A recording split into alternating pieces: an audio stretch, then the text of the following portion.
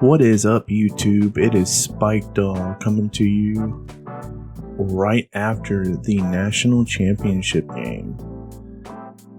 So there's a couple things I want to discuss in this video right quick, where it is 12:52 in the morning. So you should get this in the morning by the time it uploads. It shouldn't take that long, but I digress. So yeah, LSU has been crowned the national championship, so one of the national champions of 2020. I didn't personally get to watch the game, but I listened to the game. And what a game! What a game! First off, let me go ahead and get the trolling out of the way here. If you don't know this, you're about to find this out right now. I dislike Clemson very much. If you watched my last video, I mentioned it. Not a fan. I'm not a fan of, and this is personal. This is because from personal experience. Honestly and truthfully, I've never met a Clemson fan that I agreed with or got along with.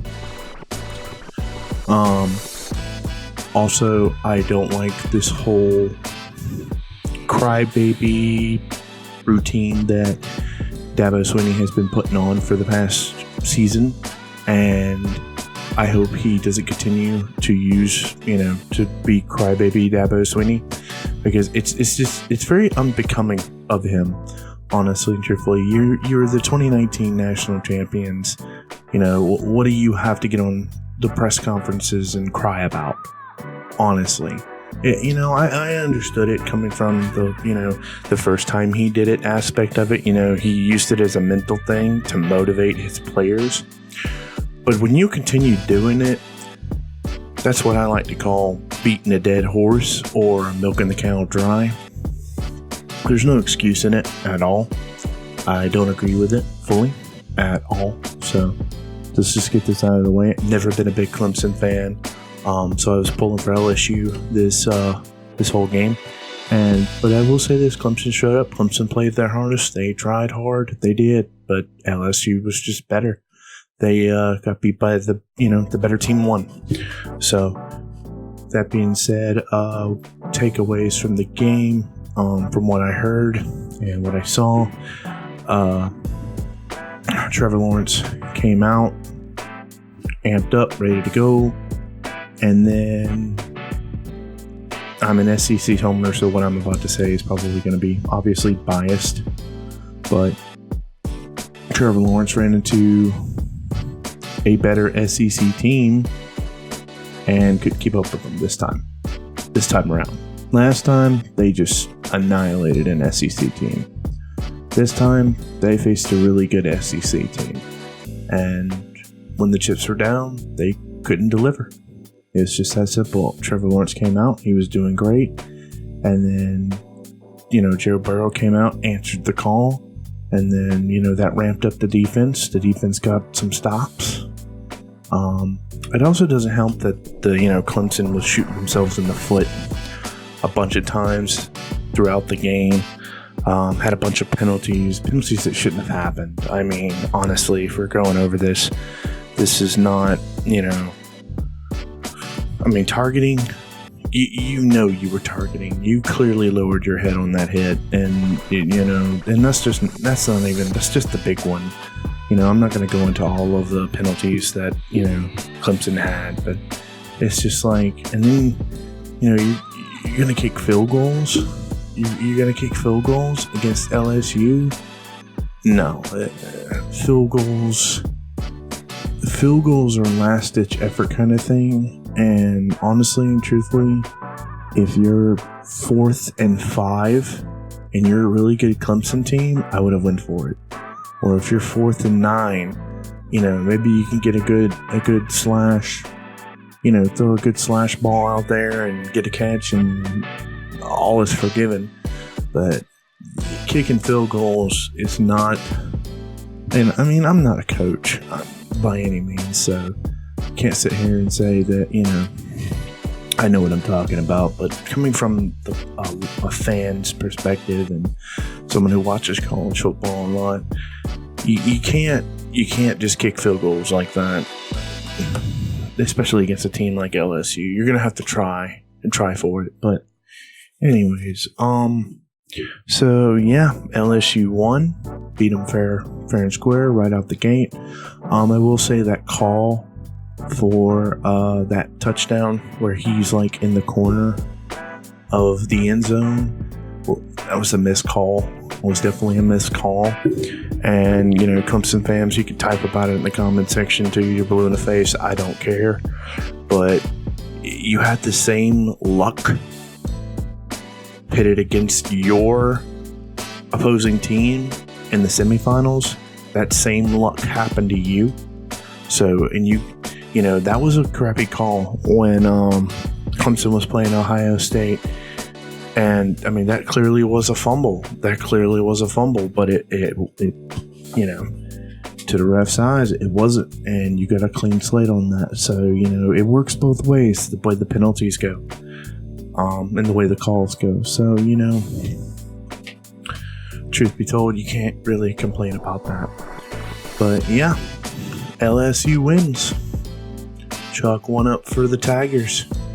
I'm really happy and excited for Ed Orgeron. Ed Orgeron's a really good coach. I like Ed Orgeron, even though he talks funny. Talks like he smoked too many cigarettes in his day, but he's a good guy. So, and he's a great coach, apparently, because he just, he was the coach for the winners of the national championship. What else? But yeah, congratulations to all the LSU fans out there. Thank you so much to the LSU Tigers for bringing a national championship to the SEC again. And we'll see where you go from here. That's a whole nother conversation in and of itself to make a whole nother video, because where do you go from here? You lose Burrow, you lose a bunch of weapons that you had that helped you win this title. So the question is, where does LSU go from here? I think LSU will fall off a bit. I'll make a further video explaining why I think that later on when the season's, dead. So, but yeah, you lose a lot of key weapons, and I think winning the national championship gave you really good street cred when it comes to recruiting for next year. It definitely did not diminish your recruiting aspect at all. So, but I think LSU will fall off a little bit, and then they'll ramp back up a little bit, and we'll just see how their recruiting goes, and see how their classes go, and see how long they can hold on to that talented passing game mind known as Joe Brady. And I'm going to come out right here and say this straight, and most of you LSU fans would probably agree with me. If it wasn't for Joe Brady, you probably would not have made it to the national title game. You probably would not have made it as far as you did. Because yes, you had the weapons, and yes, you had the talent, but you didn't know how to use that talent, and you did not know how to, re-advise that talent and make it better. And you had to make schemes and fit offensive philosophies around the players you had. So it's definitely going to be a challenge next year for LSU to get these players in and, figure out a new offensive philosophy to match the players that you're going to have next season. Joe Brady's the offensive mind that can do it. If Joe Brady does not become offensive coordinator by the end of next season, I predict he will be leaving LSU, because you can't have a guy like Joe Brady come in and just be the passing game, coordinator. You need to ramp it up and, pay him a little more to keep him. But, alright, so that's going to do it for the video, guys. Congratulations to the LSU Tigers, and on to the next season, I guess.